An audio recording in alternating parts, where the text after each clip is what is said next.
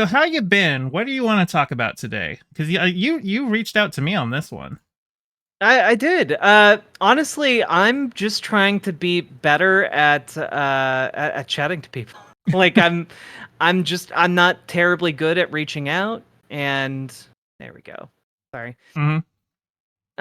And so you come into my chat pretty often, and I think you're cool, and you talk about media, and I was a media critic at one point in my Oh, you life, and were. so. I didn't know that. That's cool. Yeah, I worked as a video game critic for like 8 years. Oh, fun. Uh, Yeah. Hopefully, none of the GamerGate stuff hit you in particular. Uh, I mean, it did a little bit.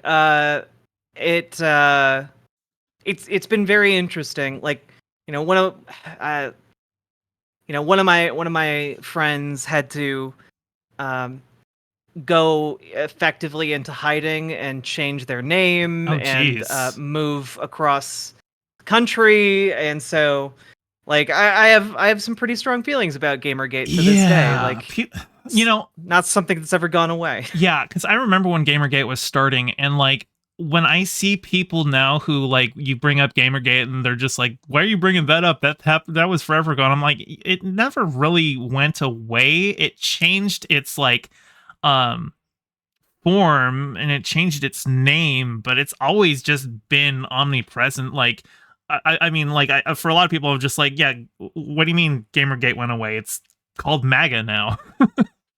Yeah, well, the honestly, it's really wild how well kind of paying attention to Gamergate has translated into like actual political knowledge now. Uh huh. Like I mean, like Mike Cernovich was huge among like conservative folks during Gamergate. Now he's basically doing political ops for conservatives. Well, Like Steve Bannon, like he literally saw Gamergate and was like, "This is a recruitment tool to the right." Uh, yeah, a lot of people don't know that Steve Bannon, like one of the things that like Steve Bannon used to build up his wealth was like basically owning gold farms in World of Warcraft, yeah, which is man, I remember that. insane. Yeah. You But know, then like I but played then WoW, like you and have oh, I always I played WoW, and there were times that I was like tempted to buy gold. I'm glad I never did. yeah. And once they added in the thing where you could like convert like the month game time into like an in-game item that you could trade. I was just like, okay, well that's just a legit way to buy gold now, so I don't actually have to go through skeevy uh gold farmers. But yeah, no, Gamergate, yeah, that's a wild era. It's been something I I've been mean thinking about more recently too, just in terms of the tactics and in terms of, I mean, well, I mean, obviously, Brianna Wu was a pretty notable target of Gamergate, and I did a video on her last week, so I've just yeah. been thinking about it. Yeah, that was a good video, by the way. Oh, thanks. Yeah, and yeah, I mean like just so many other figures too, like Milo Yiannopoulos, who's less relevant now, though still kind of lurking in the shadows, I guess. He kind of had like one last hurrah where he like used Kanye West to gain a little bit more prevalence, and I think he did a debate with Destiny like a couple months ago or something like that. Um, but like for a long time, like he, because for people who don't know, like Milo used to just be like on regular the cable television, like just Mhm. he was just on everything, and it wasn't until like he comments about him basically supporting pedophilia came out that they finally dropped him, because I mean, most conservatives are pedophiles, but they can't say it. He said the Yeah, quiet like part out loud. yeah, he was like he said something along the lines of being supportive of like Catholic priests abusing children, and Yeah. like I mean there are very few lines you can't cross when you're in that space, but that happens to be the bottom of the barrel. Um Just and yeah. um I remember Demon Mama used to cover like some of Milo's like his fall from grace, because there's a do you know who Michael Voris is? the Church Militant. They're Oh, yeah. yeah, okay. So she actually covers or at least used to. I wish she would go back to it, but the Church Militant has their own website. They're like they're a tradcast organization. Michael Voris is an ex-gay guy who, yeah, yeah, air quotes ex-gay, obviously. But that's kind of the thing, is that when Milo had like no money, he ended up working for the Church Militant, and it was Mhm. so very obvious that he and Michael Voris were fucking. Like they did an interview, and like he's just being a bratty bottom the entire time, and you're just like, oh, the sexual tension here. Oh, you can just feel it. They fucked. But like he was doing so poorly that they literally had him doing like QVC style uh um videos where they're just hawking like pewter casts of like the Virgin Mary for like $30 to the old people who are watching on YouTube. And oh god, that was pathetic. And I I was watching that, I was just like, oh, you love to see it, to see where he was at his height and what he's been driven to. I know. I remember there being like a news story about him being broke and having to sell his like an actual throne that he had bought for like $70,000. And and nobody wanted to buy it, and how he was like it was just like, man, this feels nice. I'm going to remember this in darker times. Ah. So there was one thing that I kind of wanted to talk about. And it kind of relates to the video I did last week on Brianna Wu, and Progressive Victory. Um, Mhm. I know you've done a lot of work with Progressive Victory, but I don't know what that work is. I've just heard Yeah. that like people have just said like you've basically done about as much work for Progressive Victory as anyone. Yeah. And I'm kind of curious, what have you done? I know you've done a lot of promotion and stuff, but like just Yeah. I did like a lot of the behind the scenes work, and there are gonna be some parts of this like I just can't talk about, sure. but yeah, like I was one of the people like essentially reaching out to other content creators, getting them on board, checking in with them on a weekly basis to see like what can I get you to like convey like any talking points or any like angle that might be useful on like a topic like say contraception, or getting people out to volunteer either for knocking on doors or phone banking or text banking. I've been working with them for a while, like since I think before Progressive Victory was like officially a thing. I worked with one of the guys who like kind of founded it on like a Medicare for All just kind of trial run, Right. because really the entire idea of like Progressive Victory in a nutshell is that um, the old political machinery is kind of like it's outdated, and young people in particular aren't really using it anymore. Like, young people typically, we're not going to answer our phones. We're not going to like, respond to a weird text message that just pops up. My We're not phone going to. is like, unless you are in my address book, it just goes straight to voicemail. I do not pick up Yep. calls. Yep.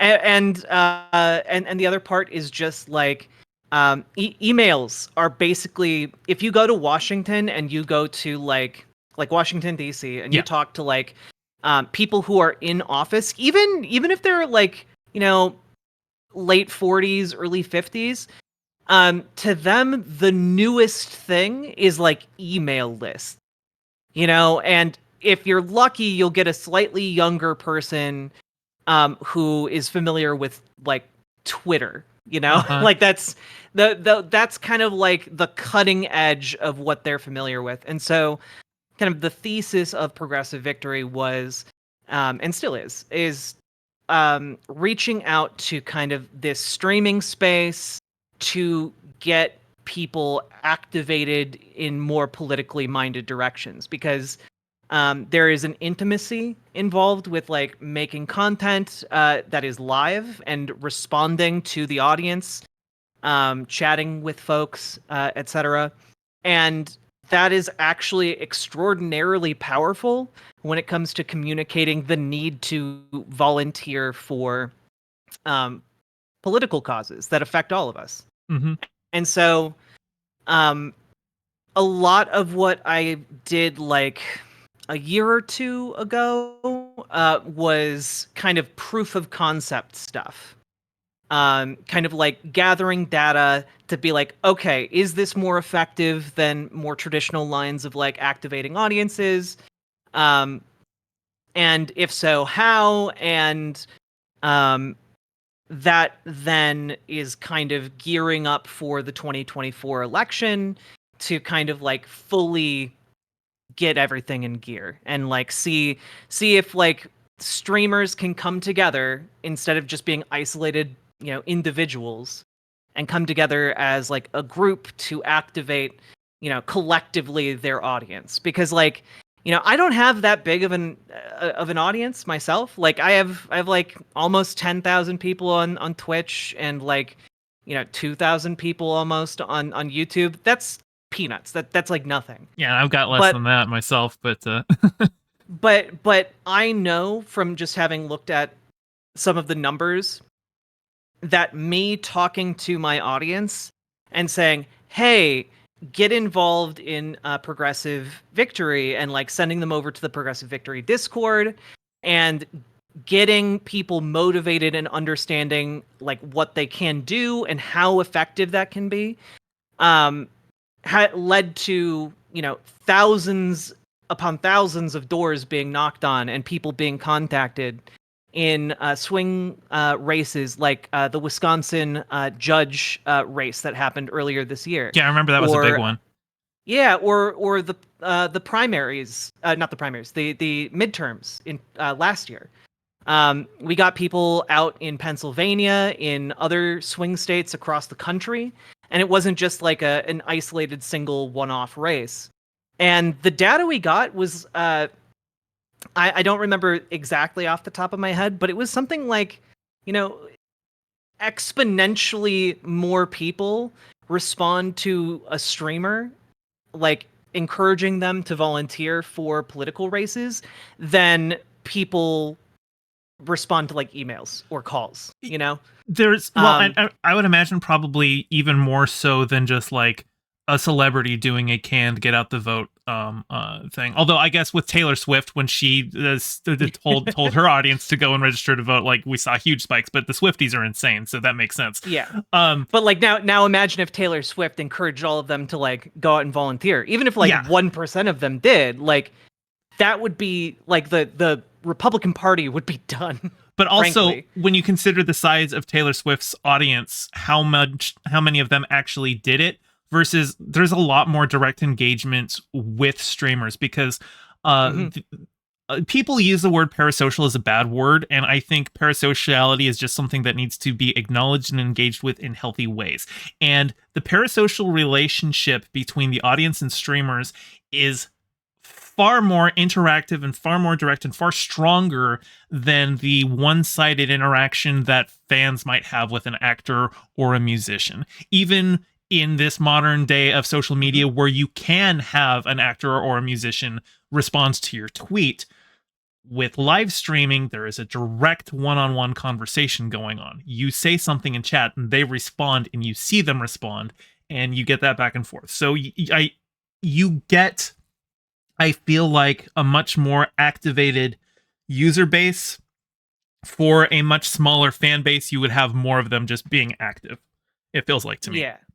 Well, yeah, and like you touched on it there, like the parasocial relationship engenders a lot more trust than kind of the like a typical one way like celebrity person relationship might. And so there's a lot more ability to basically be like, and this can also be used in horrible ways, but one of the positive ways it can be used is like getting people involved in our political system and realizing that collectively we have way more power than folks in power want us to believe. um And I think that there are definitely people in our spaces that would and do kind of abuse that power, but Hmm. um the kind of the project that I personally believe in is just, hey, we need to convince people by any and all means to get out there and volunteer, because like it's kind of an existential problem that we're facing right now, and we need to band together. I was talking about this with Mike from the Humanist Report last night. We need to band together or we die. Yeah, like You know. we keep hearing it's the most important election of our lifetimes, and that's going to be true for every single election from here until forever, basically. The rise of fascism in the Republican Party has been very scary to see, and it needs to be taken seriously. And I feel like a lot of people have this whole thing like, well, we survived 4 years of Trump, so it's not that bad. But so many people didn't survive 4 years of Trump. Hmm. Trump's inaction on COVID. Now, I definitely have my criticisms with how Biden's handled it. I mean, the government at this point has basically just given up on the idea that there is still a pandemic going on. But that started with Trump. Yeah. And I don't think Hillary Clinton would have responded at all in the same way. And I just feel, yeah, there's a lot of people who just really don't take the existential threat of republicanism seriously enough. And Yeah. yeah, I definitely have my problems with the Democrats. Um, but it feels like PV is working kind of to address a lot of those too. I mean, you were talking about how like the idea of email lists is fairly novel in Washington. Like, oh, that's the new thing is email lists, and Yeah. like it makes me think of what was it, the leadership age gap between the Republicans and the Democrats, where the average age of a leader in the Republican Party is what, in their 50s or 60s, and for the Democrats in their 70s or 80s. Like Dianne Feinstein just died, and she shouldn't have been in Yep. office for probably over a decade by this point. Like it was just elder Yep. abuse. That like they were literally just weakened at burning her for this last term of hers. And we need new blood. And it seems like I think I was seeing people talk about how the plan now for PV is to actually like go out and try and get specific candidates to the primary and or like run in primaries. Is that something that's been going on, or I'm not aware of that. okay? Um, but I believe, like, you know, in terms of like politics and like figuring stuff out, this is really kind of the first real test of progressive victory Right. on at scale. So it's going to be one of those things where right now, the election had, it feels like the election has started already, and in a lot of ways it has, but we have to keep in mind the primaries haven't even finished yet. Right. And when the primaries finish is kind of when the floodgates open, regarding like money and ability to do things. And I saw someone in my chat ask about progressive victory working with any like normie streamers, and I know that is part That of like would the probably be plan. a good plan. Yeah, like you Yeah, get that like like Pokemon's audience or something like that to sign on. I don't even pay attention yeah, to normie streamers. I'm all in the political space, so Pokemon's like the only one yeah. that even comes to mind. And I mean, Well, wasn't she in the Among Us stream with AOC? yeah, but like part of it is normie streamers are harder to engage, much like you can kind of think of them as like kind of disengaged voters to an extent. Like Yeah. some of them get it like right off the bat, but there are some also who just like don't really see how that would gel with their audience or how to pitch it to their audience, or just aren't terribly interested in getting involved. And so it's reaching out to a lot of people can be extraordinarily hit or miss, and that goes like even within like our already politically activated space. There were people I reached out to who just weren't interested, never, for whatever reason, would never get back to me. Um, and that's, that's just kind of the nature of the beast, but that the number of responses goes down the farther away from like political activism or whatever we want to call this space. The further you get away from it, the less people respond, and that their response rate is going to spike as we get closer to the election, because more and more people get tuned into that. So this is a very roundabout way of saying I would expect to see more normie streamers, and I don't have any inside information on this. I would expect to see more normie streamers get involved for like one-off events or like short collaborations, the closer we get to like 2024 election day. Yeah, that would be good. I have been having some like conflicted feelings just in terms of like how coalition building is done, and who we choose to build coalitions with. And we don't have to get too deep into this if you don't feel comfortable talking about it, but like I did cover the Brianna Wu stuff last week. And yeah, Progressive Victory had, big events at VidCon. And from my perception of what was going on, we had Vosh, Keffels, and DGG. And, anybody who knows anything about me knows that I have no love for DGG. I am kind of like, I think like they've even started talking about me again because of my Brown and Woo video. But for my size, I kind of have like an overstated presence over there as like some kind of a deranged guy who doesn't like them at all. I think it's kind of warranted from my end, considering who I'm friends with. And so it was really kind of hard for me to see PV this week, basically celebrating all of these people who kind of have been harassing my friends for years. Just go up and like, oh, we're all friends now, we're all pals. And I don't know, it's just, what is the calculus? How do you compartmentalize like that? And like, I don't know, kind of sell me on that, Yeah. So, and I've made no secret about this. Like, I deeply dislike Destiny. Yeah, I don't think we have any disagreements there. What I do, how I compartmentalize that is, I recognize that he has like what is the size of his like YouTube subscriber base? I think it's like 800,000 now. 800,000, something yeah. like that. And that we're playing, when it comes to like mobilizing for political stuff, we're playing a numbers game, right?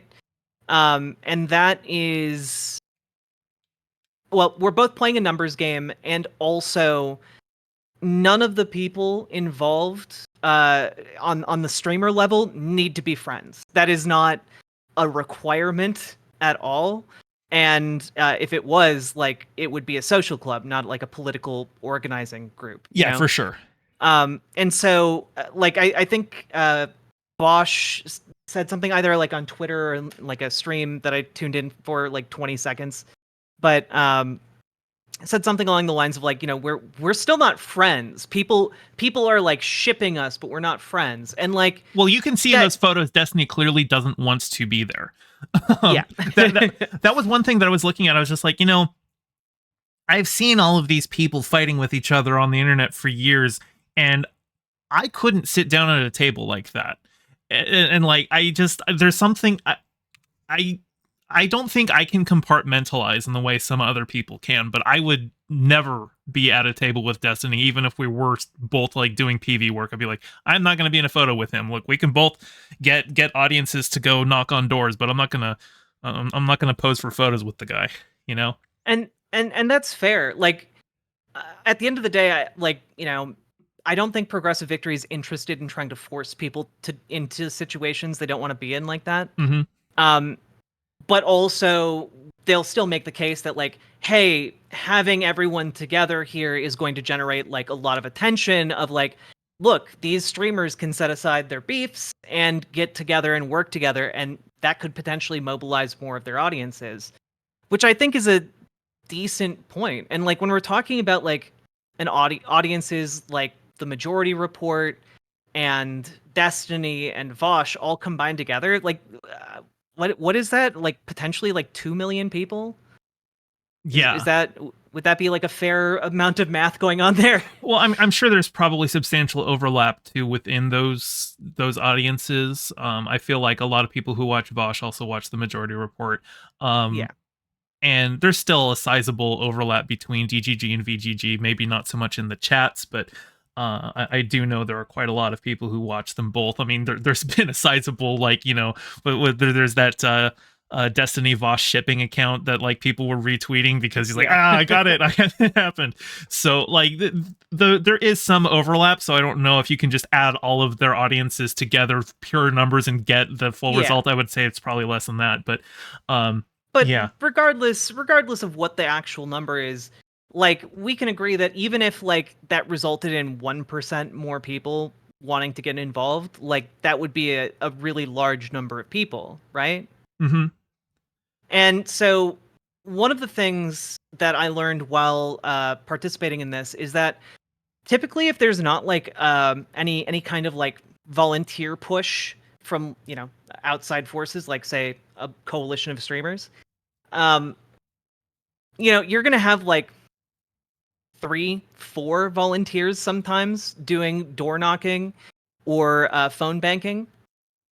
And what happens when you get these volunteers, even if like 10 people show up, that's like more than doubling like the Yeah. size of some of these volunteer groups. It's allowing them to reach actually exponentially more people. What's the numbers on like how many people a single volunteer would reach typically? So that depends on like, you know, what form of like, you know, volunteering they're doing. Phone banking, you can reach more people. Door to door, you reach less people, but door to door is also the most effective way to turn out more votes. Yeah. Um, and so typically, typically you would find like a volunteer can reach maybe between, you know, if they're volunteering for like a weekend or something, you know, 100 people, maybe like 100 doors knocked. So And that's 10 people, that's 1,000.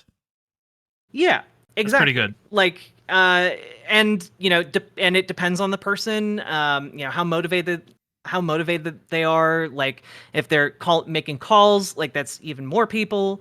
And also the benefit of like phone calling is that you can do it literally from anywhere. So, it's one of the more easy like online asks to make of people.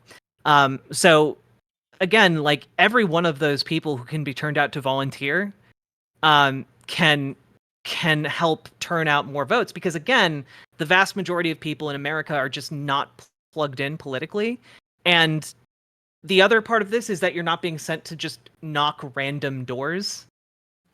Typically what will happen in elections is they'll give you like, here's an area of likely voters, you know, people who just need to be reminded what day it is that they need to go vote, or need like someone to tell them why it's important that they vote, you know, what their vote could affect. And so reaching those people is not just like you have to debate them into like going to vote. You just have to like remind them. You can have like a discussion if you want, or if they want, and like then you move on. So like the potential to reach people is huge. And when we look at like the midterms or like the Wisconsin race, some of the margins were very small. I had a someone in my chat the other day who was um like a volunteer coordinator for I think during the midterms, and they said that one of the races that they participated in like was determined by 7 votes. Oh, geez. And so like when we say like volunteers can literally make the difference between whether or not more progressive or, you know, a not fascist gets elected, that's not just like blowing smoke up anyone's ass. That's actual like Yeah. 7 vote margin, that would if that was and that was PV that was doing that specifically, or was that Yeah. just I no, that person I think was unrelated. okay? But it was But just like, different organizing. But 7 yeah, vote margin, they swung that election. Them yeah. specifically would have, yeah. At that at those margins, yeah, definitely. And Um, so I guess to kind of bring it back around, um, how I compartmentalize it is remembering like what the stakes are, and then like how thin some of these margins can be. sure, And if we can turn out just a few more people to some of these election sites, and again, the benefit of kind of this online organizing is that we can effectively turn out for any race in the country with phone banking. Um, and that is actually pretty powerful. that's very So, powerful. Yeah. um, that's kind of how I compartmentalize that. I know you asked a few other questions. I forgot them as I was trying to answer that one. Sorry. Oh, well, I'm trying to remember. I do kind of in terms of the outreach and like getting streamers to go and direct their audiences to PV. Is there ever a concern about like which streamers you reach out to, if like getting them on board might get their audience, but it might turn away other people's audiences? Like they're like, oh, your PV's working with this guy. Why would I go and phone bank for PV? Is that a Uh, concern? yes. I can tell you that's a concern. I don't want to go too deep into that. Hmm. Just because it gets a little too deep into baseball that I Sure. just You don't, isn't. yeah, you don't want Yeah. to, yeah, go, sure. But Um, but yes, that is something that is talked about extensively. Who to bring on, um, and sometimes it's it's not any it's not something that like I as a single person can control. Does sure. that make sense? Yeah, Yeah. no, it's an organization. There's not a single person in charge, right? Um, yeah, it's just that's been something that's kind of been, because like, and I'm not trying to like, get too much into drama here, but I just, as I've been thinking on seeing the PV stuff, a lot of the people that were at the PV stuff with VidCon are people that have like directly been harassing my friends for years. And in particular, Doe. Doe is a friend of mine. Doe's a dear friend of mine in both senses of the word. Doe's a dear friend and Doe's a dear friend. And It's great. yeah, Doe is great. And Doe has never done anything to anyone. Doe is the nicest person you will ever meet. And a lot of these people, apparently, she wasn't in any of the photos, but apparently RGR was there. I Oh, saw, really? yeah, I saw Stardust had tweeted out that RGR was there as well. She didn't show up in any of the Mm. photos, but yeah, she was there. And if you know anything about Doe, you know about RGR. And I just, at some point when I look at all of those people who are there, and there's some part of me that goes, I'm tired of Doe being the one being asked to just let it all go and be the sacrificial lamb on the Mhm. altar of coalition building and everyone coming together to defeat something else, but nobody else ever has to apologize for anything they've done. Yeah. And it just Yeah. I have been really having trouble the last couple weeks with squaring that.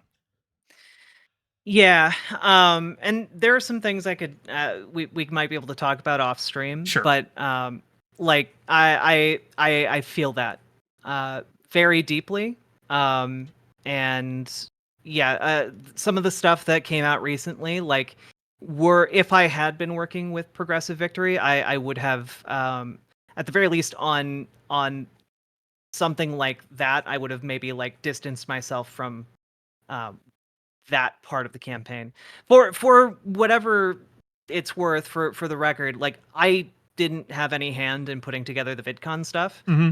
um It was I my heard impression that like a lot of that was Brianna Wu was organizing that, right? yeah. Because it certainly seemed from her Twitter timeline that she was, she said she had been doing like 60 hours a week for months to get the thing together because she was, regretting not being able to make it to the panel because of COVID. Mhm. Which, yeah, that sucks. I get that. Looking forward to that for a long time, then not being able to make it, that sucks for her. Yeah, it's just I have had concerns about PV just because of that whole situation.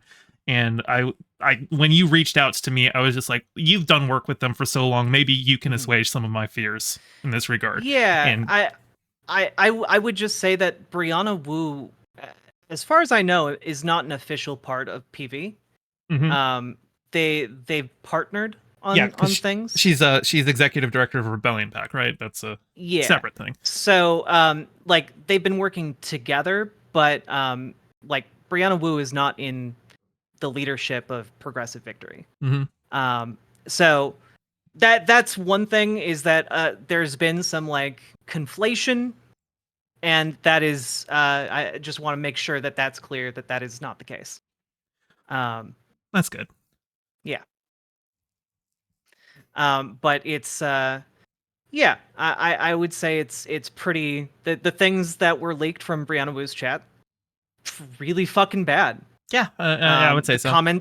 The comments about Black Lives Matter, really fucking bad. Like hijacking the left.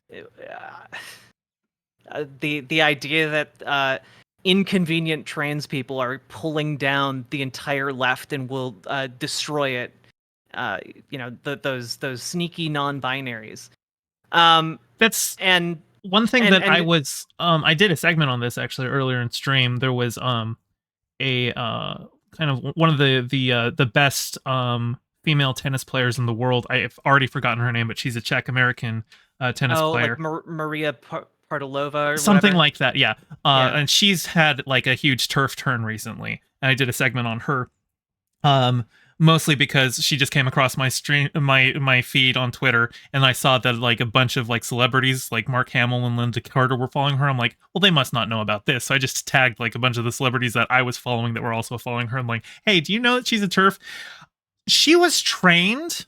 Her coach was the first trans woman to compete in the U.S. Open as a female tennis player. And Oh like, my god. so when this is, and just talking about coalition building, this is, one thing that I kind of want people to, just watch their back on, is that there are things that you and other people are going to agree with, specific issues that once that's been gotten, Hmm. they might stab you in the back over. A Well, lot of cis gays and lesbians turned their back on the trans community once they got gay marriage. yeah. And certainly it was good that they got gay marriage, and trans people were instrumental in the fight for that.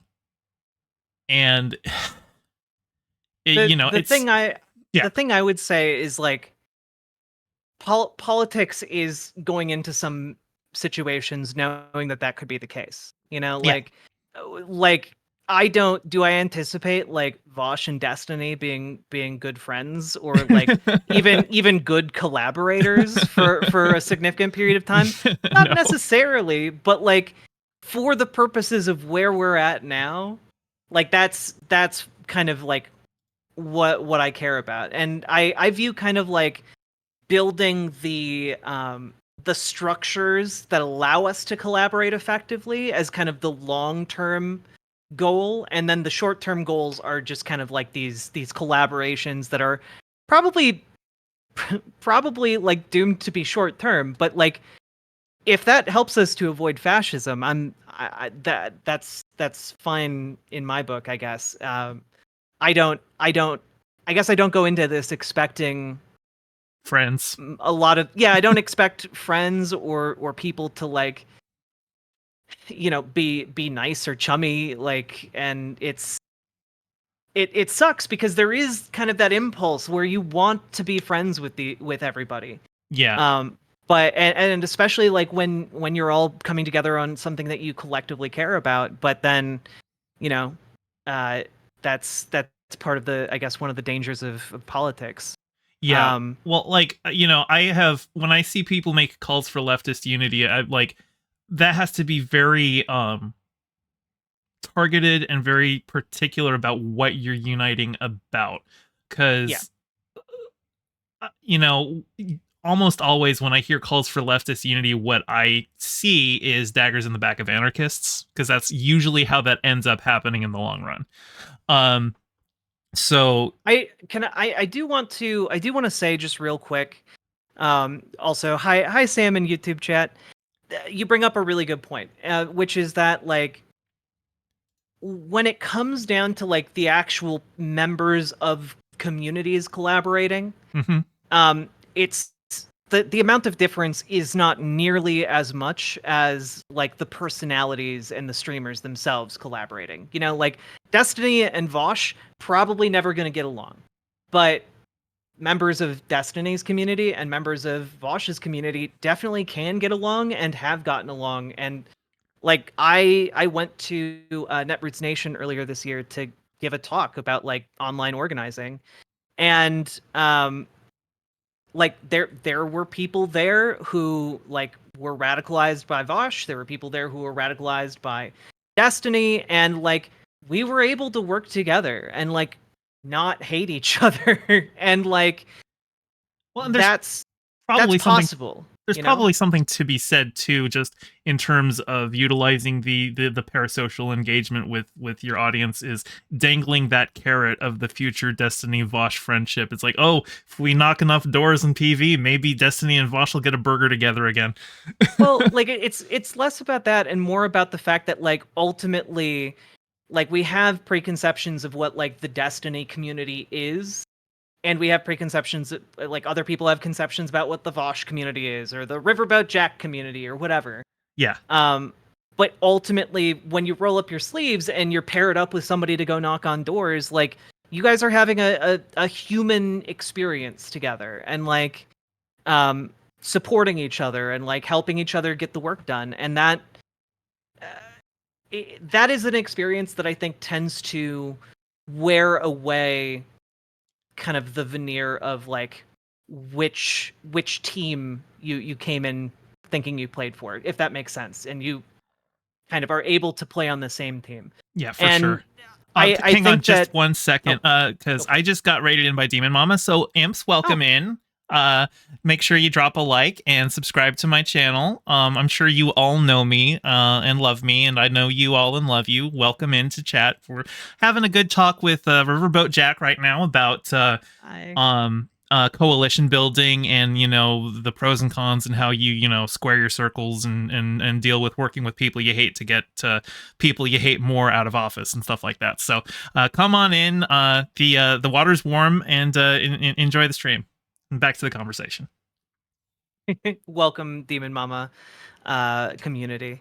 Um, yeah, we're basically just kind of the idea that at the end of the day, a lot of people are just people and like capable of having like relationships and like friendships and or just like temporary allyships with people who um just come from a different online community.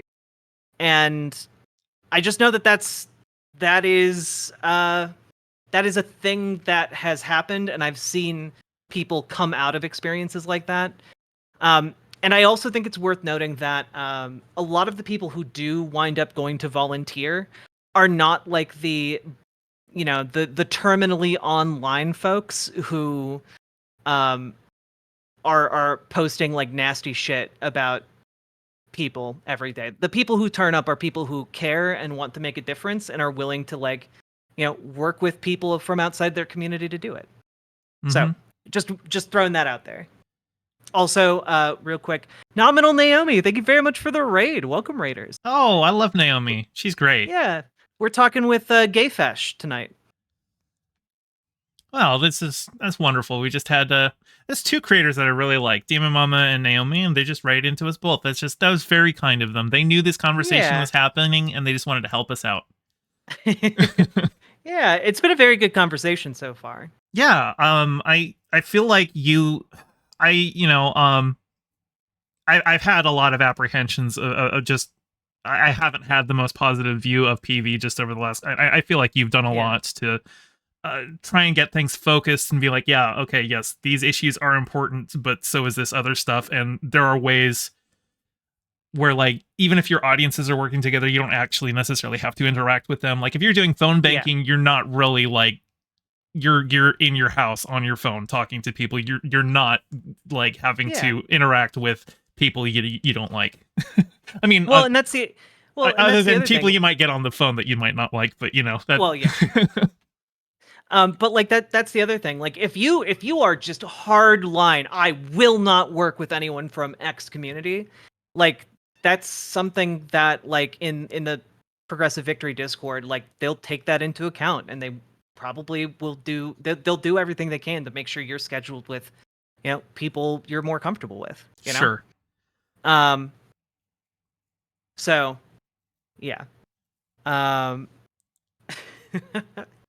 um Yeah, I will just kind of to say like I understand where you're coming from with like concerns and worries about a variety of this stuff, and some of it I just can't talk about on stream. Yeah, I get that. But yeah, they are concerns I share in a lot of respects. So just know that like you aren't alone in feeling that way. Well, that's good to know. Yeah. Um. Yeah, and I hope to see good things come from PV.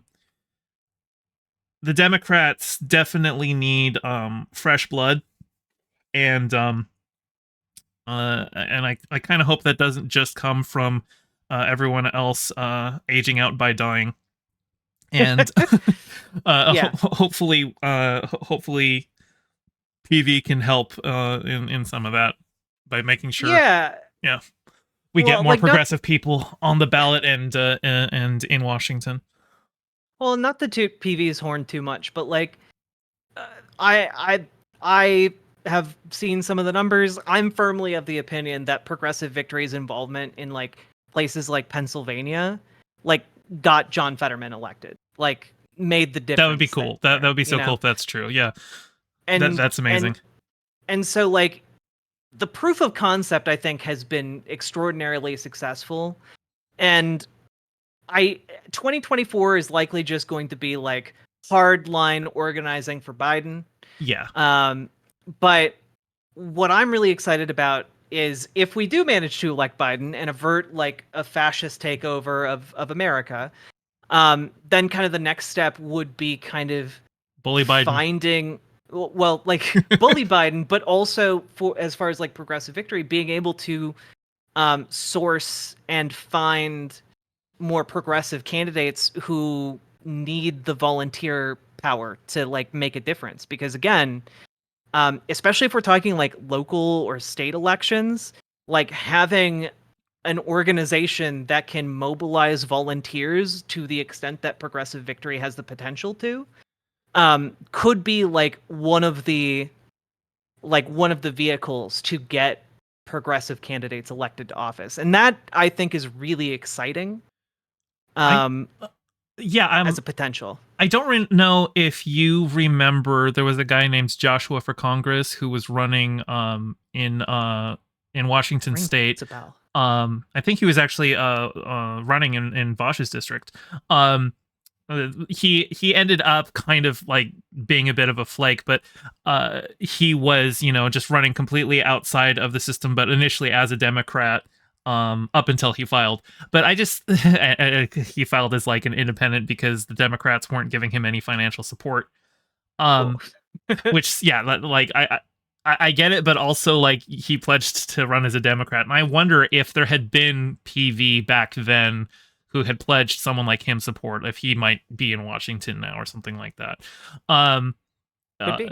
and again, I do think Joshua for Congress, once like he ended up actually getting into conversations with people, he ended up not being probably the best candidate, but seeing outsider candidates who have strong progressive values, who are young and can engage a young audience like he did on Twitter, um, that would be good. And if they have a built-in base of support from organizations like PV, I think that could really help to swing things over.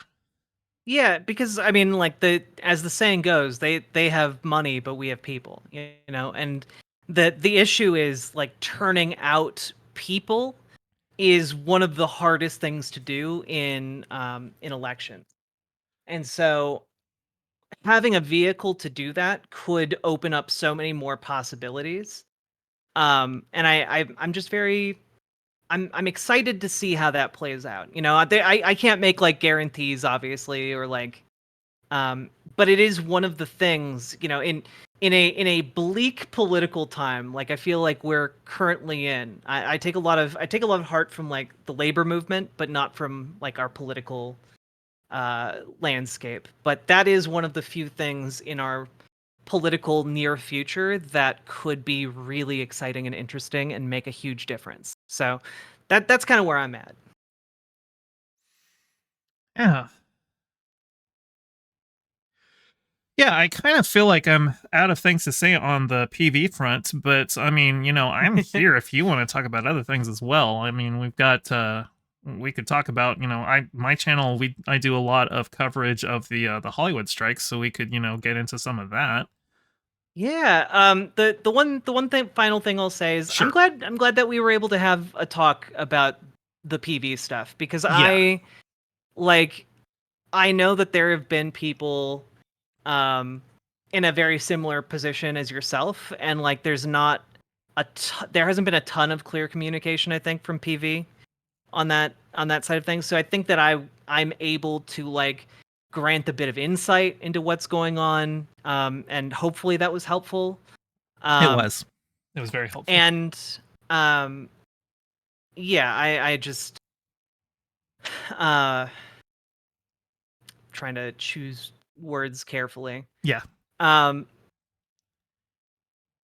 yeah, it's I do want to say though that like within Progressive Victory, there's a lot of support for non-binary people in particular, and I know that that might matter to a lot of people watching. That's a very important Um, thing to say. Yes. I like think that has been on a lot of people's minds lately.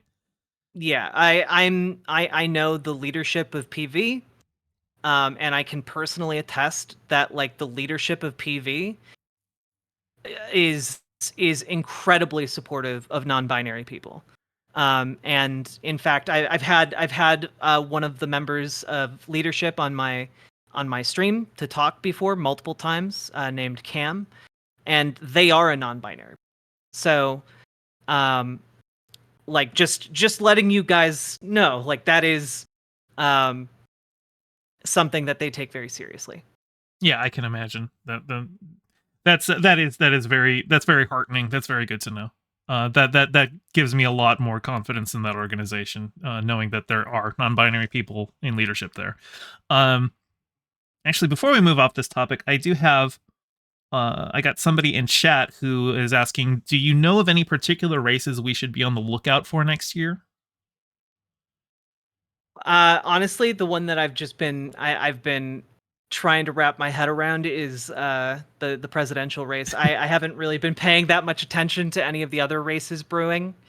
You know, probably I need to get more on the ball with that. But like, really, I've just been trying to grapple with the reality of Biden, Trump, and now the third party contenders potentially of Jenk and Jenk Uger from the Young Turks. Jenk wasn't born in America. He can't even run. Like, and well, and also Cornell West, who definitely can run. Cornell West has definitely figured out how to be a third party candidate because he's on his third party now. I so like I'm just trying to like I'm like every day like doing the calculations like is Biden going to be able to do this if like Cornell West stays in the race? Like it's very scary. Like, and that's why I think it takes up a lot Nader of my threw the mental election space. to Bush. Like, I don't know. Probably a bunch of my audience were babies or non-existent when that happened, but I was in high school when that one happened. I was like just under the cusp of being of voting age. But yeah, I do remember that whole thing going on, and uh, I remember there was a bumper sticker that I saw once that says, "Don't blame me, I voted for Nader," and I'm like, no, I'm literally blaming you.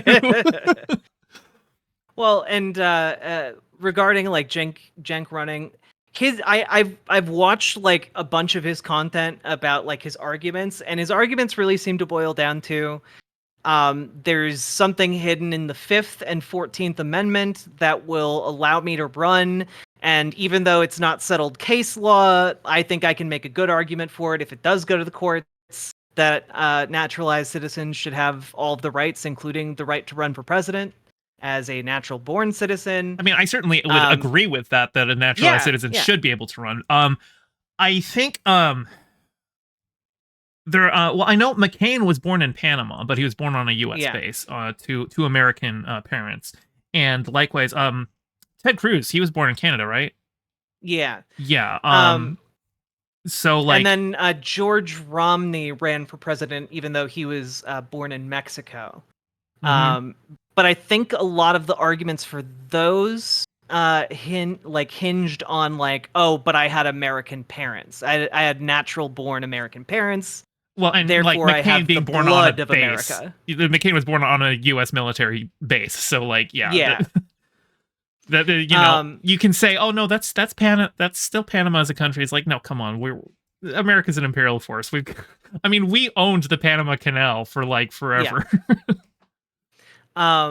So I'm not entirely like honestly, it just seems like kind of hand wavy nonsense because like I also agree he should be able to run for president. The main issue being like our our country is kind of founded on a bunch of white supremacy, and there's Yeah, like still white supremacy written into our constitution and legal codes, and so like I genuinely have no idea if like that would hold up in court or not, you know? I mean, I feel like it wouldn't even be something that would come up in court unless he actually won, right? Yeah, So I guess so at that's that the point other it's kind element. of moot anyway. Like the only thing Yeah, Jenk can do by running third party is act as a spoiler. Um yeah. although is He he might also did be he say running he in the Democratic Party. Yeah, that's what I was going to ask because I wasn't sure if he was running third party or if he was running to challenge Biden in the primary, which isn't even happening, right? Like uh Yeah. yeah. The primary is literally in less than 3 months now. Like the idea that he's putting forward that he is going to run for president, and once he hits 20 to 25% in the polls, Gavin Newsom and the all the governors are going to enter the race like it's the Rohirrim Well, in Lord of the Rings. I'm certainly not putting any chips on Newsom right now. That dude Oh God, just no. no, that dude just vetoed unemployment benefits for striking workers in California. Oh yeah, the worst part about that is that he's absolutely setting himself up to run in 2028, and the Biden administration is basically giving their tacit approval. Well, and You like know, it was wild too because he had just they just signed into law the the $20 minimum wage for fast food workers and the fast food workers mhm. council and everything like that. So like on right on the heels of that big win for the working class in California, he goes, and no unemployment benefits for striking workers, Yep. because the tax burden. I'm like, yeah, just tax the entertainment industry. They're able to afford a 5 month strike. They can pay for their unemployment. Come on. Well, and the other stuff, like I think what he's doing right now is he's basically trying to create his bona fides for his future run for office, where he can say, "Look, see, I did all these progressive things." Yeah. Um, but also, I'm not too crazy progressive. Look, I vetoed this bill about taking into account misgendering and dead naming when it comes to custody cases for trans Oh, kids. did he do Or, that? yep, he did that. Jeez. He also just vetoed regulation that would require a human operator to be in autonomous trucking trucks, because that's the Uh, next thing that they're trying to get off the ground. They're trying to get the trucking industry automated. yeah, because And that's working yeah, so well with Tesla cars. They certainly, yep. look. if you come like, I imagine probably a lot of those coders come from the video game industry, so it makes sense that you would have a point system for different kinds of pedestrians, and you really want to go for the 50 pointers. I get it, but like, can we not? Can we just do trains? They're on tracks. They don't need to have any advanced AI to monitor like all of the conditions on the road. They just go on the tracks, and you have laws about not going on the tracks. It's pretty simple. Yeah. Also, if you wanted to automate trains more, you could. It'd probably be a lot easier. Yeah, for sure. Yeah, Whitmer would be like, if I had to like rank my choices, I think like Pritzker, like JB Pritzker, and then Whitmer, and then like way down on the bottom it's Newsom. But there's no one I'm really excited for in like perspective for 2028. Well, and we could have like, some dark horse show up, like, who knows? The future is unwritten, and Yeah. like AOC came out of like nowhere. Like when she won her primary, nobody had heard of her at all. And now she's like one of the most known politicians in the country. Yeah, like my when I was really scrambling for, oh God, how do we not have Biden in 2024? Like my pipe dream was just like, oh, AOC is going to be 35. Maybe AOC will announce a run for the presidency, and like she's popular enough where she might be able to pull that off. But I don't know that like she'd actually be able to get much done. It was mostly just like, oh God, Biden's going to be so hard to campaign for. Yeah. Well, whenever I see people talk about how they want like a third party candidate, I'm just like, even if we grant you the impossibility that a third party candidate could get enough electoral votes to win, like the last time we had a third party candidate get electoral votes, was it like George Wallace or whatever? Yeah. The Nazi. In like the 70s.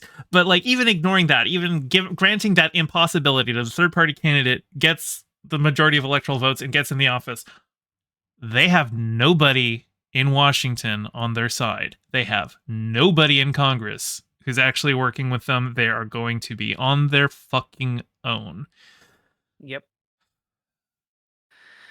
It's a sticky situation, but anytime I get like a little disheartened about that, I just look at the alternative is, oh, that's right, it's fascism. Like, yeah.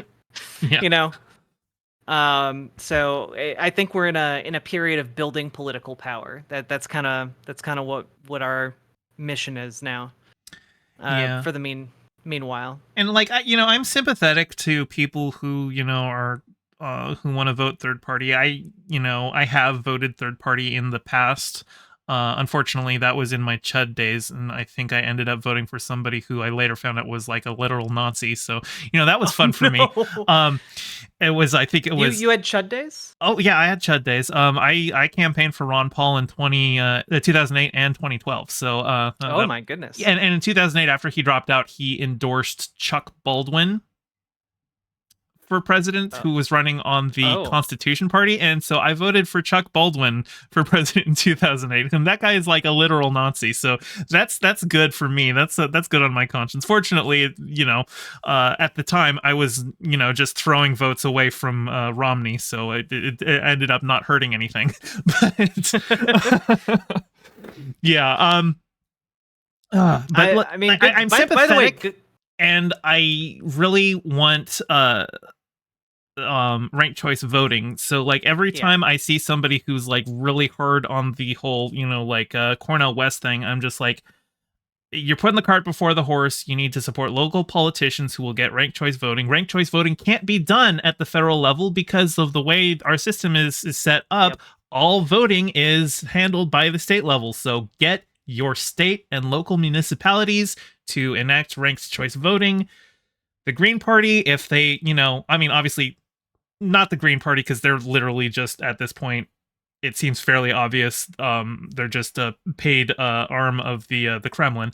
But, some other third party, like if they care about actually being serious, don't run anyone for president, endorse candidates locally who support ranked choice voting. That's your first and only priority right now if you want to vote third party. That's what you got to do. Yeah. Well, and it's frustrating because a lot of these people, a lot.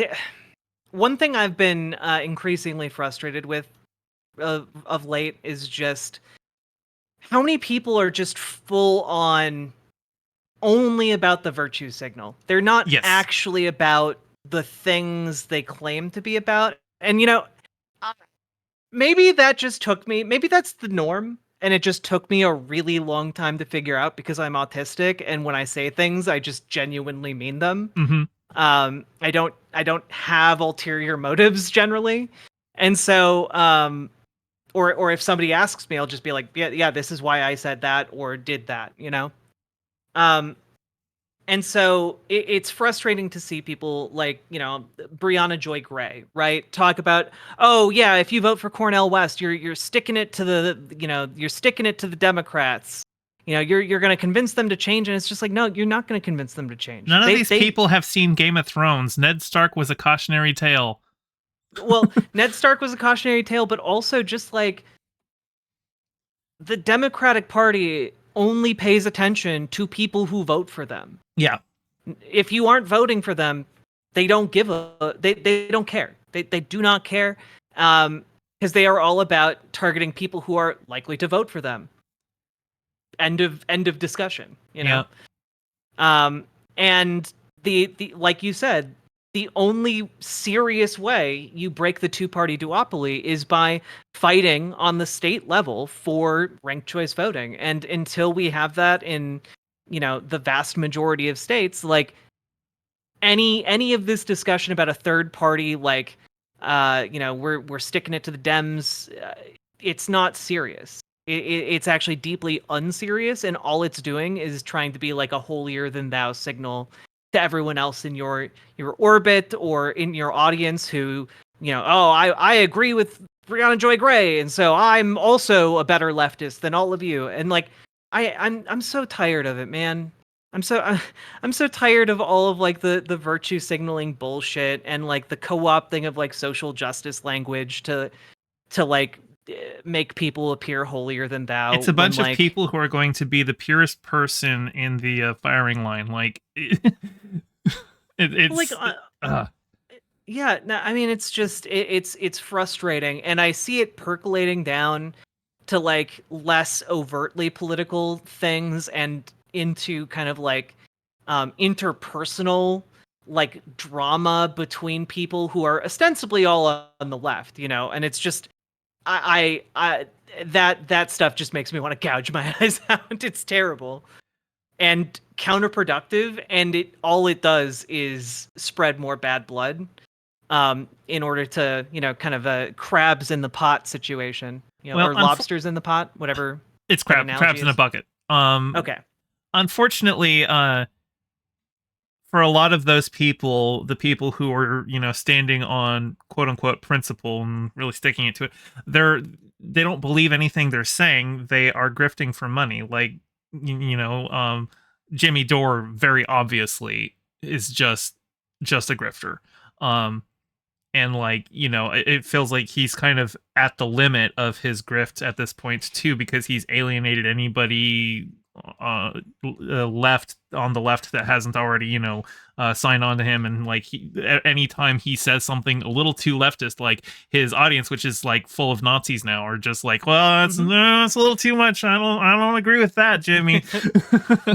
So yeah, it feels like he's peaked out. And Brianna Joy Gray, I guess, has a little bit more respectability than Jimmy Dore does at this point, but even then, it's like watching that convo between her and Kyle and Crystal, where like Kyle just laid out all of the reasons why it's like, look, here's all of the things that Biden has actually got done. Here's all of the reasons for, voting Democrat. Like he basically slam dunk. I was just like, this is his autistic hyperfocus is bringing out facts and figures, and dude is really good at it. And I'm really glad that Kyle has moved away from his whole,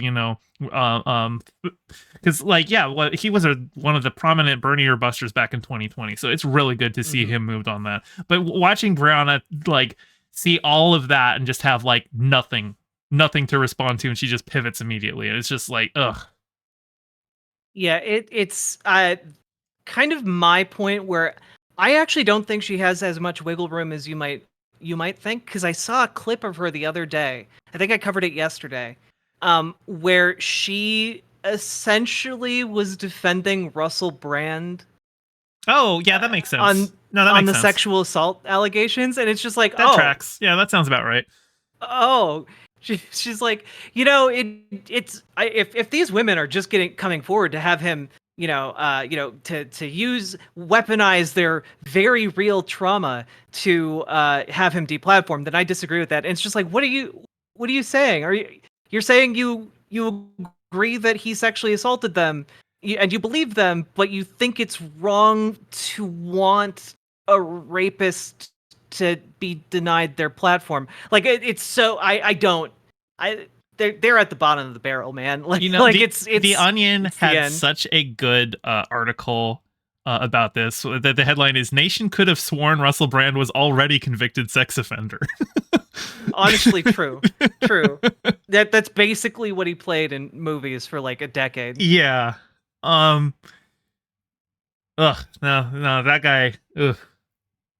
Yeah, who? He's always kind of given me skeevy vibes, even when like I tended to like when he was saying more like explicitly progressive populist stuff. Like, I don't know. He kind of has that Charles Manson look about him, you know. Mhm. Yeah, he. I mean, he definitely went in the direction of. I mean, I don't know for sure that he had a cult, but he put out extraordinarily cult leader vibes. Like if you put him in a slightly different situation, like that's what he'd be doing. Yeah. Yeah, people in my chat are like, honestly, I really did think he was already convicted. Yeah, no, like I when I didn't think saw it was that a headline, joke. I was just that spoke truth to me, because I was just like, wait, yeah, no, that makes sense. Wasn't he already? Like, was he not? I Oh mean, like, god. Hollywood the way it is, like it really wasn't until Me Too that like even if somebody was like a convicted sex offender in Hollywood, they were still like working as like a top executive sometimes. Like people would have these allegations and they wouldn't always go away, but they'd still fucking work. I mean, like Roman Polanski has been supported by so much of the Hollywood industry for decades. Yeah. I I don't know why. Like it's not worth it, guys. Yeah. It's just not. Like I don't know how. And like I've seen The Pianist and I liked The Pianist, but I also watched that before I knew who Roman Polanski was, and I was like, I think it came out when I was in high school, and like now that I know about it, I'm like, oh, fuck that movie, I'm not going to watch that again. That's Roman Polanski. Yeah. And yeah, for those of you who don't know Roman Polanski in chat because you're politically brain poisoned and don't know movies, he was a director, directed a lot of movies, also sexually assaulted a lot of like underage A girls. 13-year-old. Yeah. Yeah. Yeah, good times. I do remember the first time I had an inkling that there was something going on with him was I think for The Pianist he was given an Oscar, and obviously he couldn't show up because he has been living in France for decades, because if he goes to the States he will be arrested and France refuses to extradite him because he's an autiste. Um, Cool. uh, so like I remember they gave the award to him, and then Harrison Ford was presenting it and is like, the Academy accepts this award on behalf of Roman Polanski, and then walks off stage. I was like, oh, that was weird. Why wouldn't he Uh, show up? And that was my first inkling that something was wrong there. yeah. Oh god. Um. Well, speaking of movies, and hopefully not like child abusers. Yeah. What movies what movies have you been excited about, or like low key dreading, but in a good way? You Like know, since I started doing movie reviews on my channel, I got the AMC Stubs A list so I can see 3 movies a week. So I've been mhm. trying to do 3 movie reviews a week. And so it's kind of hard to like look too far out at movies that are coming up because I'm constantly looking at what's coming out next week that I can review.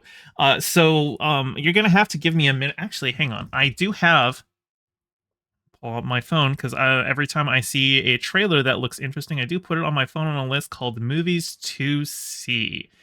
And oh, there was a trailer I just saw. Godzilla minus one is coming out December 1st. Yes. And I hadn't heard about it before, but to see a Japanese Godzilla movie get a wide release in the United States, I'm very interested in that one. Um, Yeah. Did you see the previous one that was the previous Japanese one? Godzilla. to be I'm honest, blanking on the name. I don't know that I've ever actually watched a Japanese Godzilla movie all the way through. I think I've just seen the American ones, you know, the Matthew Broderick one, and then Oh, yeah, the was it Universal ones? The yeah. Godzilla 2014 and King of the Monsters and Kong v Godzilla Dawn of Justice or whatever they called it. I don't even remember what it was called. Um, they're fun those are fun movies. They're very schlocky, and like I kind of get the vibe. It just seems like in general for monster movies, it's all of the humans are just filler until you get to see the reptile punch something again. You know? Yeah, that is kind of what the genre became. But like, I would really like Godzilla is like one of my autistic special interests. But like, I would really recommend going back to the 1954 Gojira, Yeah, it's my like understanding the that the first original. one was like a very serious commentary on like the Japan dealing with the nuclear horror. After that, it turned into a lot of schlock, but like the first one was actually Yeah, like a very serious movie about it. Um, yeah. The first one is like a really deep and like provocative look at this, post war World War II and like the trauma of like the nuclear bomb. The rest, as they go on, kind of transitions into like almost like uh wrestling, like yeah, the like the characters like come out and will literally do wrestling moves like when they're fighting, and it becomes very fun schlock. But Gojira or Godzilla, uh like amazing, absolutely you should see that. um and then they really kind of brought it back with Shin Godzilla. hmm um like it I've came heard out good I things think about like that one too. 7 years ago, Yeah, but it was a it's recent one. it's very much in a similar vein to that first one, where it's kind of using Godzilla as a way of like exploring natural disaster and like kind of the raw power of like nature, and how that kind of combines with like, nuclear disasters as well. um I really like it. It's directed by the guy who did the Neon Genesis Evangelion series, and it's really really good. Hmm. Oh, that would be um interesting. yeah. I haven't actually seen Evangelion. I am like a total like just if you bring up anime, I just like haven't seen basically anything. I've actually got like a show in the works with Star Panda where she just shows Ooh. me 3 episodes of an anime, and like I literally know nothing about them. Like I was thinking like as a joke I should just call it Japanimation for the first episode to see how pissed off I can get the audience to go. I mean I watched a couple things. Like I watched actually I don't ever think I've seen an episode of Pokemon. I think I've just seen clips, but Oh my I goodness. did watch Yu-Gi-Oh when it was on like the what was it, the 4 Kids edit, and and I think the only anime that I can definitively say I've watched all the way through was Trigun, which I quite liked. Oh yeah, um Trigon's great. but I kind of have, and and then I've seen a bunch of the Miyazaki films and stuff like that, but I feel like for me, because my brother was such a huge weeb, and he's like, I may be autistic, he's definitely autistic, and he was unable to read the room whenever the topic of Mhm. anime came up. And the best way that I can describe this is for people who know what AMVs are, anime music Yep. videos. Have you ever heard of AMV Hell? No. Okay, AMV What is Hells that? were these series of like basically it's like AMV YouTube poops, okay? Um Oh god. Oh god, that sounds like the worst thing. and he would show those to my grandma to try and get her into anime. My grandma, who was alive during World War II. And I'm just like, dude, these jokes you had to explain to me. What are you doing? uh, um yeah, I've also never seen any of Neon Genesis Evangelion. Mostly because I was put off by how creepy people were about like the teenagers in it. well, Um isn't that just kind of a thing, like just with anime in general? Like Japan kind of has like a whole problem with the Lolita thing anyway. yeah. Yeah. Yeah. I It mean like yeah, it and it's difficult too at, because it's like, you know, it's more ingrained in their culture, which means it's harder to engage with media from Japan without seeing that stuff. But it also means, like, if you're going to have a hard line, I won't watch anything like that, then you are cutting yourself off from a lot of Japanese culture. And like their stuff is like, okay, yes, it's going to be in there. You should be prepared to have to groan through it, but there's like still good art that you can get from it otherwise, right? well, and there's like a line because there's some Yeah, for sure. anime where like it's very clearly like from the perspective of like, you know, a 16-year-old boy who's like horny for 16-year-old girls, you know, like and like it's understandable in that context, Well, but like and American and culture it has had a doesn't lot of that too. I mean, like, yeah. you know, the era I grew up in, we had like, you know, the teen sex comedies were all the rage. You know, like American Pie and stuff. Those people are all in high school, but it's a sex Mhm. comedy.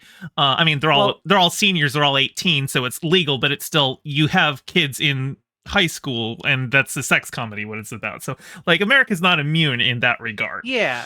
Well, and the other aspect is there are some anime who that like tackle it in a tasteful way, and some that absolutely don't. And like just you gotta sometimes you're gonna turn on an anime and you're gonna see one that does not handle it in a tasteful way, and that's your cue to nope the fuck out of that show because it's going to be gross all the way through. Yeah. Um, but yeah, the uh oh god it's also good because anime is kind of maturing a bit more to the point where like the anime series themselves are make fun of people like that who fetishize kind of like the you know the panty shots and whatnot that Yeah. plagued a lot of anime like you know of the like 2010s, you know, 2000 to 2012, 14, some like that Like era of anime. I just I don't pay attention to anime that much, so like you would know Oh, better than I would, but yeah. yeah.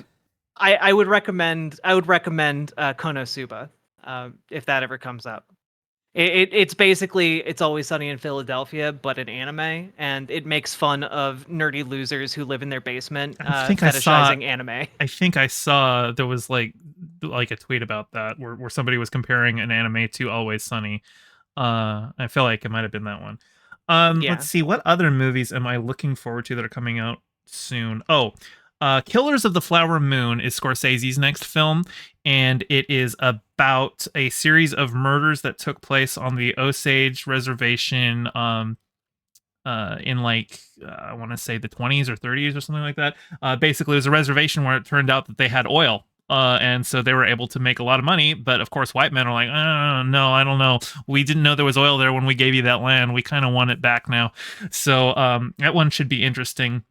I'm curious to see how well Scorsese handles a story uh, where traditionally Scorsese has been telling stories about Italian mobsters.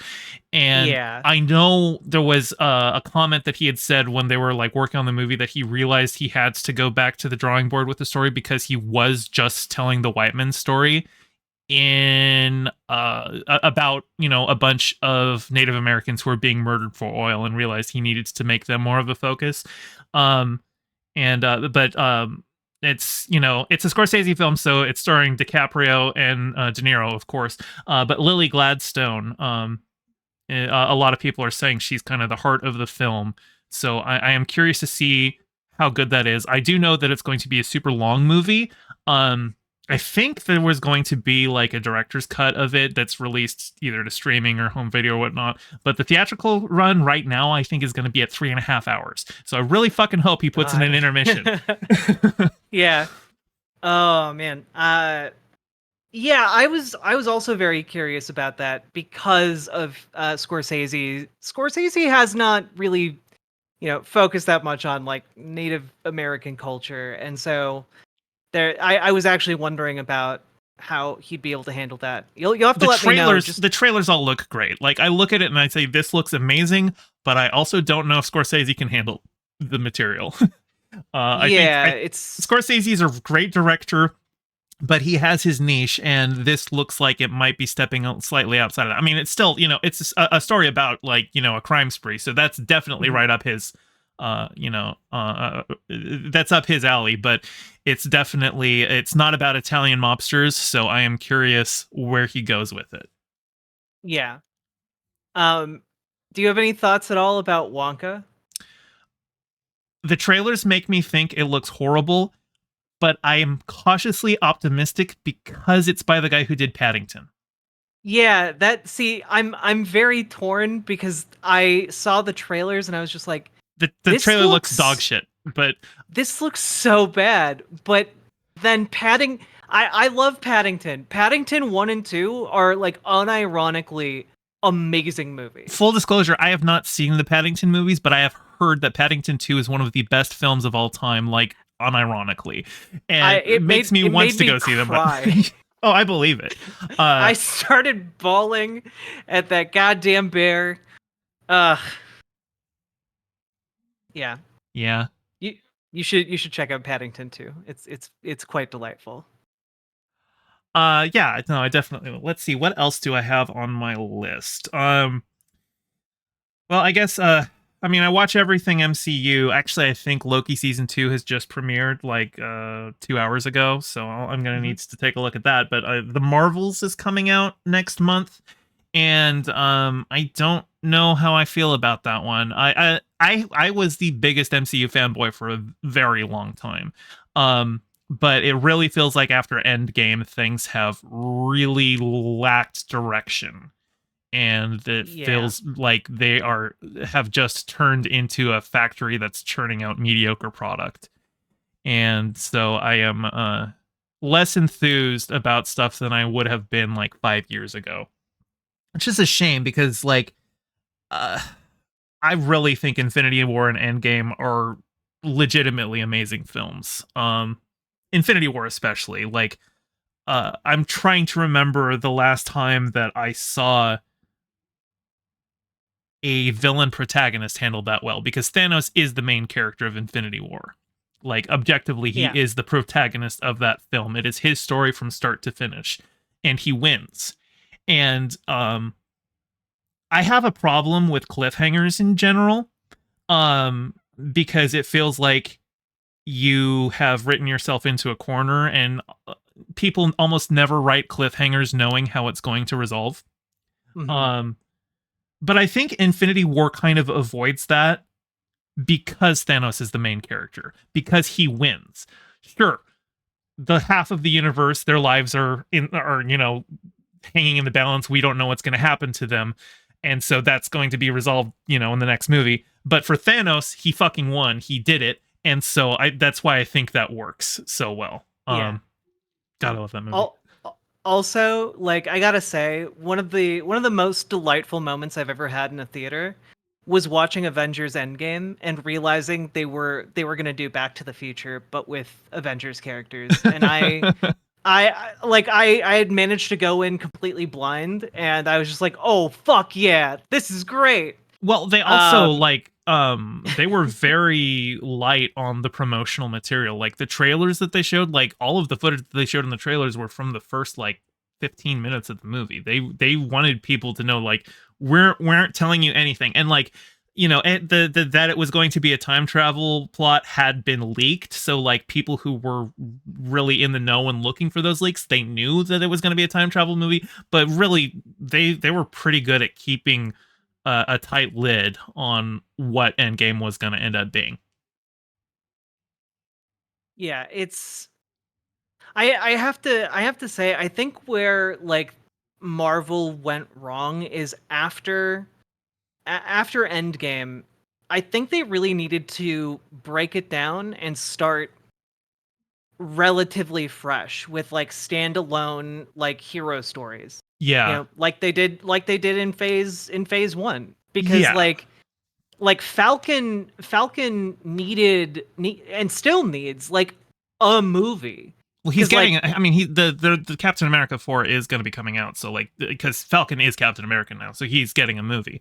But every Captain America film has just been an Avengers Light film, right?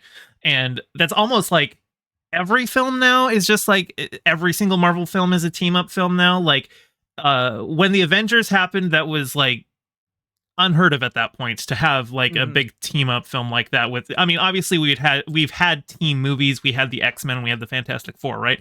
But this was the first time we had seen them come together from different movies. And so it was new and it was exciting to see it all come to fruition. But now it is that movie came out 11 years ago, and every movie is now the Avengers, and so it loses some Yeah. of its appeal. Yeah, and it seemed like Endgame just seemed like such a If the final MCU had ended place to end. there, if the MCU had just stopped and they were just like, okay, we're just wrapping up, Marvel Studios is done, we did it, I would have been like, yes, thank you. End on a Yeah. high note, that's fantastic. Like, and I tell people now, I'm like, don't don't watch after Endgame. Just Endgame is good. You're good. Like I'm gonna continue watching because like I'm a sucker and I kind of hope that it'll get better. But I have really been souring on the MCU. Yeah, it just seems like if I were given charge of Marvel, like it just seems like the logical step would be Endgame, and then you do nothing for like 4 years, five, and then you start production on like standalone movies to kind of like build up again like a team of characters that people like, but are completely new, or at the very least characters we didn't know very well. And instead what we are getting is just kind of this constant stream of stuff. Well, And like I don't know what some to of do the with some that. of the MCU Disney Plus shows have been new characters that they're trying to build up, but I feel like they picked the exact wrong episode count for all of the MCU shows, because at 6 episodes, it's like, okay, that's just a movie with a little additional filler. Hmm. It just feels like, yeah, this could have just been a movie. It's not long enough to feel like it merits being a TV show. Well, And every single one of them follows the same formula where like the fifth episode is the one where the hero's at his darkest moment, but then he gets the costume and gets ready for the big fight at the next episode, and then the next episode mhm. is the big fight, and that's it, and the episode ends. And a lot of these ones, it's like every episode is like not even 40 minutes, and it's just like, just make a movie. Well, yeah, well, and it's there's a cynical part of me, and I think that this might be the case, where they launched Disney Plus and then they realized, oh, or even, before that, the plan was to essentially initially to just have these series be movies. And instead they decided to, you know, film more stuff, chop them up into, 6 episode series, and then put them on Disney Plus as like the main draw for streaming content on the platform. And I think that that's genuinely what happened. So one thing you have to consider with Disney Plus's launch is that it launched in November of 2019, which is right before COVID hit. And Yeah. so a lot of the shows that they had in the pipes that were going to come out in the next couple months all got delayed. Yep. Um, so yeah, like Falcon and the Winter Soldier was supposed to be the first Disney Plus show. It was supposed to come out summer of 2020. But summer of 2020, nothing was coming out because nobody was making Yeah. anything. And when you look at it, it's like, okay, well, because it's a fairly standard, okay, yes, this is like a Marvel movie, but just a little longer. Honestly, I think it was good that Falcon and the Winter Soldier got delayed and they put out WandaVision first, because WandaVision is like genuinely one of the actual good things to have come out of phase 4 or phase. I mean, it's a phase 4 show. We're in phase 5 now, technically. I don't even. No God. Avengers movie. What does that even mean? Yeah, what does it mean? If phases are supposed to end on an Avengers movie, and we haven't had an Avengers movie since Endgame, so what the fuck? But and I still hate the way WandaVision ended with the standard, okay, now it's time for the bad superhero with the powers and the good superhero with the same powers to do the same fight and shoot different colored lasers at each other or whatever. It had a shitty ending, but God, every single episode of that where they were actually doing the sitcom stuff and the attention to detail that they went into to make it feel like an authentic episode of that era, like the first episode, which is like, it is a very Dick Van Dyke Show, I Love Lucy style series where all of the effects are practical. Like she's, trying to cook a dinner for the husband's boss, and she's like having things float around in the kitchen, and they're all on wires, and you can tell they're all on wires even though they painted the wires out because they're dangling like they're all on wires, and it's like everything was practical there, and it's like, oh, it was so good, so much attention to detail with that. And now where is any of that? Now it's all okay, here is Marvel product. I have consumed Marvel products. Wait 3 months for next Marvel product to consume. Yeah, it is it's frustrating in particular because some of the ideas and some of what is being delivered is really good, but it doesn't feel part of like a coherent strategy at all. Shang-Chi came out a while ago, and it just seems like. Does anybody remember it? I liked it a lot. I had fun with it. But like they never did anything with it. He hasn't come back. Like they did the whole tease where there's like, oh, there's something to these rings, and like, he met with like the B team, the Avengers that are still around, like now that the main 6 are gone. Or I guess he met with Hulk at least, but like nobody else is around anymore. But then it was just like, okay, now he's just. Yeah, we haven't heard anything from him since. I guess we might see him. I'm guessing we're probably not even going to see him until the next Avengers movie actually comes out. Like, what else has been announced that's going to have Simu Liu in it? Like, I don't know. Yeah. Yeah. And then we had Multiverse of Madness, where it was fun to see like Sam Raimi doing silly stuff. Yeah. But I feel like. I feel like that movie could have been a lot better than it was. I do appreciate absolutely. I do appreciate that, like, because Marvel movies all tends to look fairly samey, and I do appreciate that if you're going for Sam Raimi, you want to make a fucking Sam Raimi movie, and they did let him make a Sam Raimi movie, but it's still. It's not has enough Sam Raimi. Yeah, it's still it still kind of has the MCU stink on it, and especially the ending. Holy shit, that ending was so fucking stupid. Let him do his thing. like just let him loose. Yeah.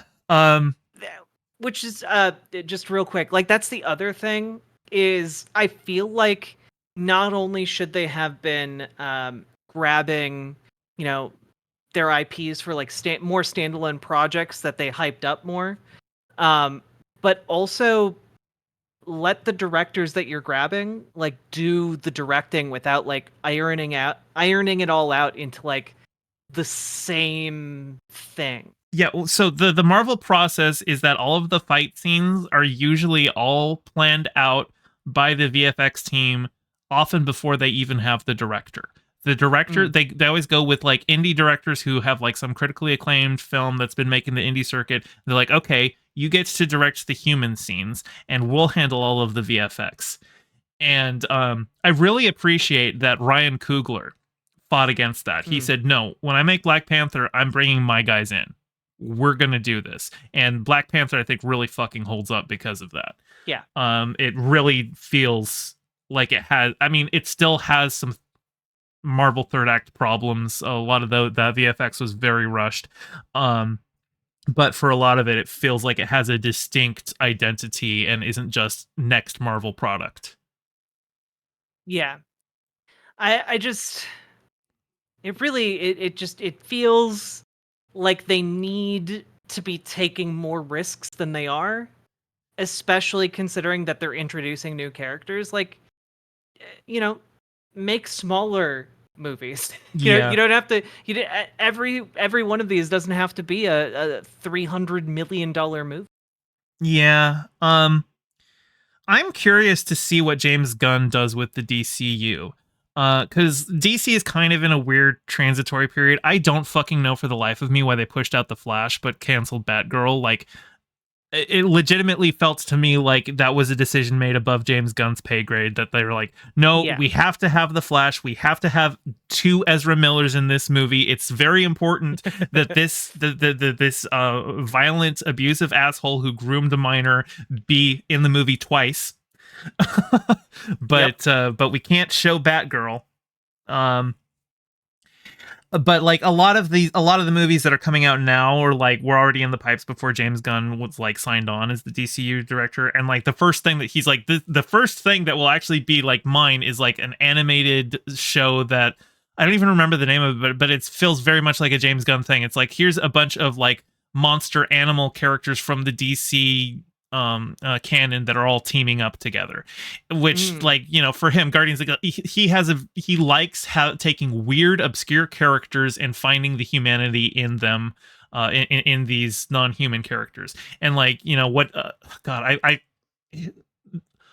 him getting briefly fired from Disney was the best thing that ever happened to his career, because the Suicide Squad, have you seen the Suicide Squad? Oh, it's so fucking good. It's so good. And Peacemaker, I'll be honest, I've only seen like half of Peacemaker. I don't know why I haven't finished it, because I loved it all. I just like, I think I just had too many things shuffling, and I just kind of forgot to finish it. But like, oh god, I love James Gunn. And like, you know, I've been talking shit about, you know, phases 4 and 5, but Guardians of the Galaxy Volume 3 was so fucking good. Did you see the Volume 3? I legitimately cried. There's one line that if anybody has seen Guardians of the Galaxy Volume 3, I'm about to re-traumatize you, because it's Rocket Thief's Floor Go Now. And if you know, if you've heard that line, if you've seen the movie, you're going to, I have re-traumatized you. You're welcome. Yeah, like I understand why they put James Gunn in charge of DC. Yes. My main question is just like, is there a cohesive plan for anything from DC? Because James Gunn definitely seems like he has. He's saying that he has one. And James Gunn tends to be fairly upfront and open about what it is he is doing. He tends to be somebody whose word I trust on when he says something. Like, he, you know, you have a lot of creatives who are just very hands off and don't talk, but like he will answer questions on Twitter all the time, and he will like directly go after like leakers and stuff like that, who's like, I've got a scoop on this, and James Gunn's like, I have no idea what the fuck you're talking about. None of this is true.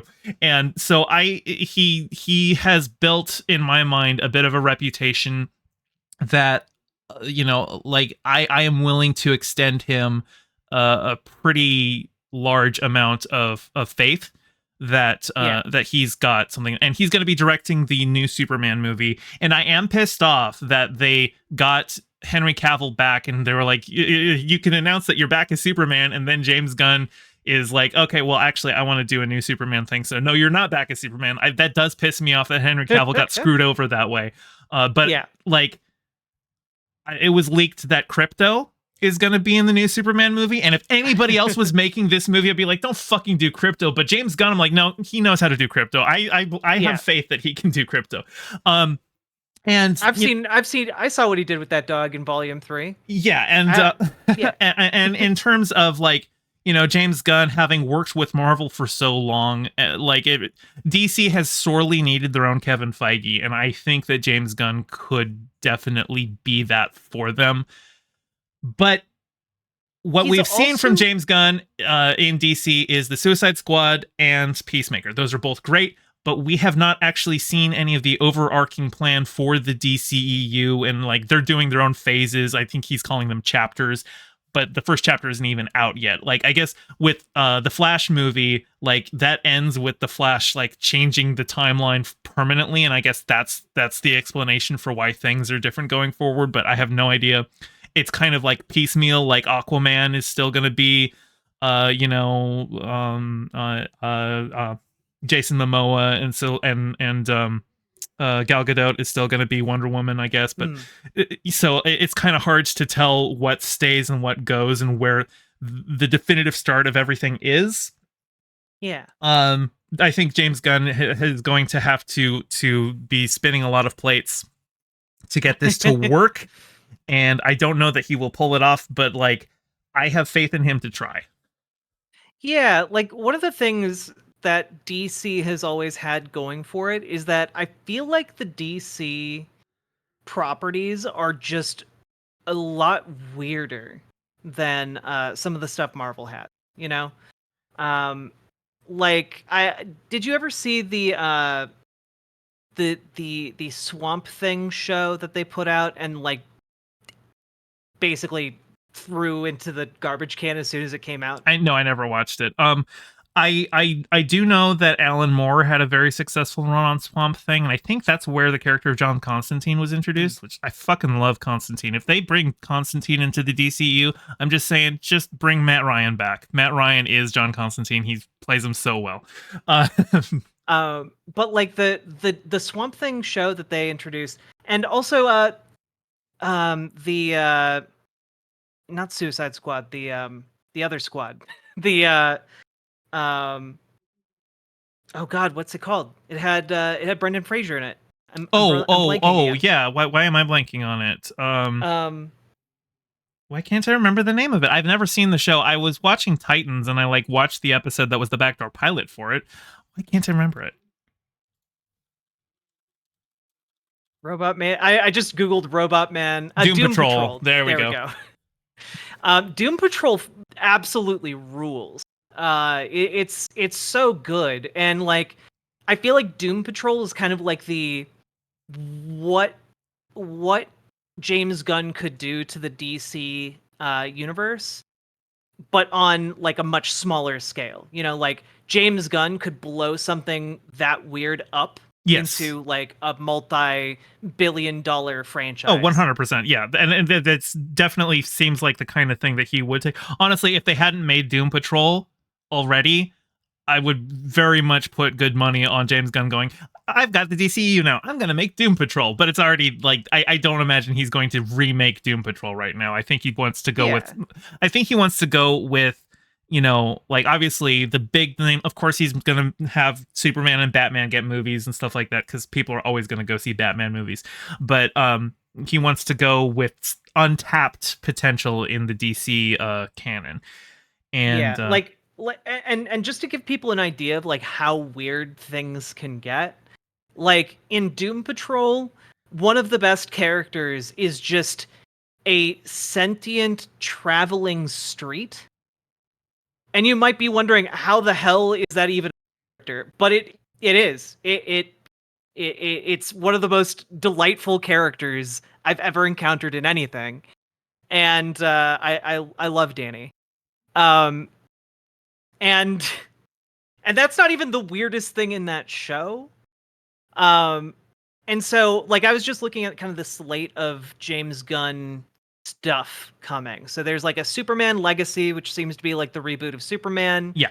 Then there's The Authority, which uh Uh, it's my I understanding the Authority is like kind of like a deconstruct the Authority, to me, to my understanding, is very much similar to like The Boys in some aspects, but I don't really know much more about it than that. The Um, Authority seems very similar to Doom Patrol in that it's about a group of superheroes with really weird powers. Like uh-huh. the one I'm seeing as given an example of is a character named Jack Hawksmoor, who is psychically bonded to cities and draws his strength from like the collective will of those cities. Well, that actually kind of that sounds like an interesting power. Just like Yeah. I draw my power from being around more people. It's like I haven't seen DBZ, but what is it like? Give up your like everyone raise your hands for the spirit bomb or Yeah. something like that. Yeah. um, Yeah. um, but yeah. What else? What else is in the DCU slate? Let me see. They have Supergirl, Woman of Tomorrow, I The wonder if they're Brave and gonna the Bold. keep. I wonder if they're gonna. Brave and the Bold is gonna be the Batman movie, and I think James Gunn said that's going to have Damian Wayne as Robin. So, Oh, um, cool. which like I really want to see Robin done well in film. Like DC and Warner Brothers in particular has been allergic to having Robin in a Batman movie. The last time we had Robin in a Batman movie was Batman and Robin in '97. I mean, you can point to Joseph Gordon-Levitt's character in The Dark Knight Rises, but he wasn't actually Robin. They just threw that in at the end to be like, oh, you should use your first name, Robin. Robin isn't actually Wink. Robin's first name. That's his Yeah. title. Like, there's never been a Robin in the comics who was named Robin. So, yeah. And then when Zack Snyder got control, he just decided, Robin's already dead. Like, Yep. oh god, Zack Snyder. I think he watched my debate with the Snyder bro. I did. That was some wild stuff. Yeah, Zack Snyder. Like, I feel like he's often on the cusp of good ideas that he just doesn't put in the legwork to fully develop. I think there is great potential for a movie about a Batman that kills, but you can't do it lazily. I Well, would okay. love to see a story in which, after Joker has killed Jason Todd, Batman snaps and starts killing people. I think that could be a fantastic story, but you have to tell that story intentionally. I think there's actually a lot of potential. Did you ever watch the animated show Batman Beyond? I did not, but I've heard it's great. Okay. Yeah, the concept is He essentially, retired because he Bat. pulled a gun on someone, right? Yeah, like he like or potentially even killed people. And then his secret kind of gets discovered by this new guy, and he becomes effectively the mentor for this new Batman. And it's kind of set in like near future, and there are a lot of really cool concepts in that I think would translate really well to kind of like a live action reboot where you could explore elements of like, what does it mean for like Batman, aged and looking back on his life to have like made that decision Yeah. versus like the new Batman who is now like being tempted down that same path. I think there are ways you could do that in a really interesting way with that as kind of the framework. Yeah. I don't know that would necessarily fit in the DCU plan, but James Gunn fortunately has, made allowances for stuff outside of the general canon, because he said anything that is not explicitly in the DCU main canon will be labeled Elseworlds. So like Matt Reeves, the Batman series is going to be an Elseworlds story, right? That's his own thing. And I think that's a great way to go about it. Because I have always enjoyed that DC is perfectly happy with telling stories outside of continuity. And sometimes they're able to bring some of that stuff out. Like, I'm pretty sure that the Killing Joke was written as like a one-off that was kind of an Elseworlds, because like depending on how you read that story, Batman kills Joker at the end. And so Yeah. obviously in the canon that didn't happen, but Barbara Gordon did become paralyzed. So, at least that aspect of the story made it into the main canon. So I think there's good opportunity to play with canon and be like, this is going to be its own thing. And then you get great stories like Superman Red Sun. I would love to see them adapt Mm. Superman Red Sun. Have you read that one? I haven't read it, but I know of it. Yeah, it's for people who don't know, Superman Red Sun is basically, what if Superman's spaceship arrived 12 hours later to Earth, and so instead of landing in Kansas, it landed in Ukraine, and in like the 20s. So Superman comes to power in the Soviet Union. He's Stalin's right hand man, and it's a very, very interesting story. And Oh God, I love that story. And it's one of the few ones where you get to see what Superman would do as a political agent. And certainly many writers have written him in that way to some degree. I mean, like his classic, motto was truth, justice, and the American way. So you had the jingoism there, but like him Yeah. acting explicitly as like the leader of, because after Stalin dies, he becomes the leader of the Soviet Union. And Yeah. uh God, it's such Tanky such a great, Superman. yeah. He becomes leader of the Soviet Union, and Lex Luthor becomes president of the United States to fight him. And oh God, it's such a good story. Yeah, but yes, quite literally tanky Superman. I would love to see them adapt to that. Did they do an animated adaptation of that? I feel like they might have. I think they might have. That I mean, it sounds like it rings a bell. I know it was at least in the works. Yes, they did it in 2020. I should watch that, see how Yeah. it holds up, because I've just read the comic. Um, Also, like, kind of, I to the point of like having fun with it and just like throwing weird stuff at the wall. Apparently, they're also gonna have a Booster Gold series. Yeah, I think I heard about Um, that. which is very fun. He's a time traveler who just makes all of his stuff out of current day technology. He basically, his And idea is, well, if I go back in the past, I can do cool stuff and people will think I'm a cool superhero, but he's like actually a Yep. total loser from his time. Yeah. Well, I did just see Blue Beetle this summer, and I know Booster Gold and Blue Beetle have long in the comics been teamed up, so it might be interesting to do that. Although this version of Blue Beetle is not Ted Kord, it's Jaime Reyes. So, but like, I don't think that How was Blue matters. Beetle? What? How was Blue Beetle? It was fine. It wasn't like anything amazing, but like I thought it was. I thought it was a lot of fun. I I'm curious to see, because I think that was the first, like, I think they said that's the first one that is in fact in the new DCU timeline. And the way Okay. it's written, like, I mean, they like briefly mention that Batman exists, because like George Lopez, the uncle character, he says Batman's a fascist. But aside from that, you watch it and you're like, this could fit in any timeline. It doesn't really matter. But it does kind of have a bit of a generic feel to it. I did really like the family in that movie, because like it's I think it's the first Latino led superhero movie, it's my understanding. And so just seeing the family dynamics in that. I wouldn't have cast George Lopez as the crazy uncle, because I think he plays it a little too obnoxious. But other than that, I liked the movie. It was all right. Okay. Well, yeah, I was considering like going to see it, but like you'd recommend it for like a rental? Yeah, or if it's on streaming, just if you pull it up, then it's on probably on Max, because it's not HBO Yeah. Max anymore. It's probably on Max. Yeah.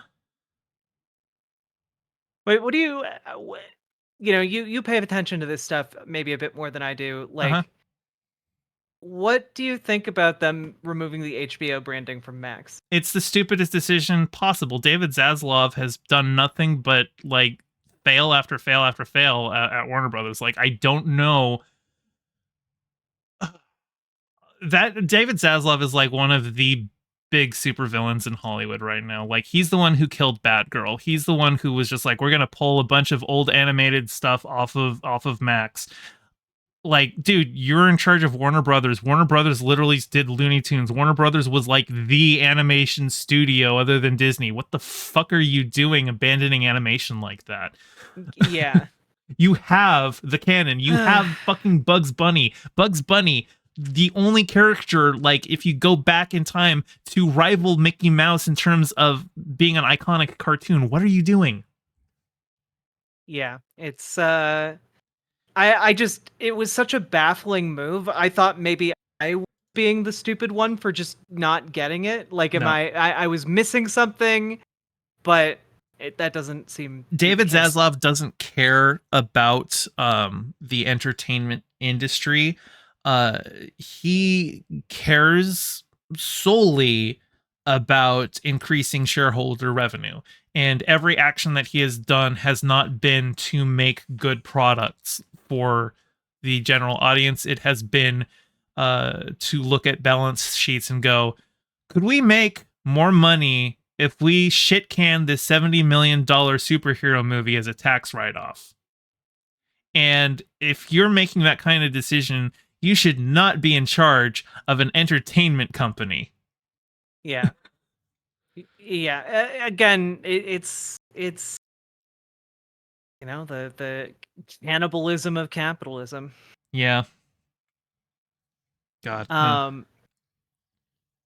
Yeah. Well, I've had a really lovely time talking. Yeah, it was Let's a lot do of this fun. again. Let's do this again soon. I Yeah. really, really enjoyed it.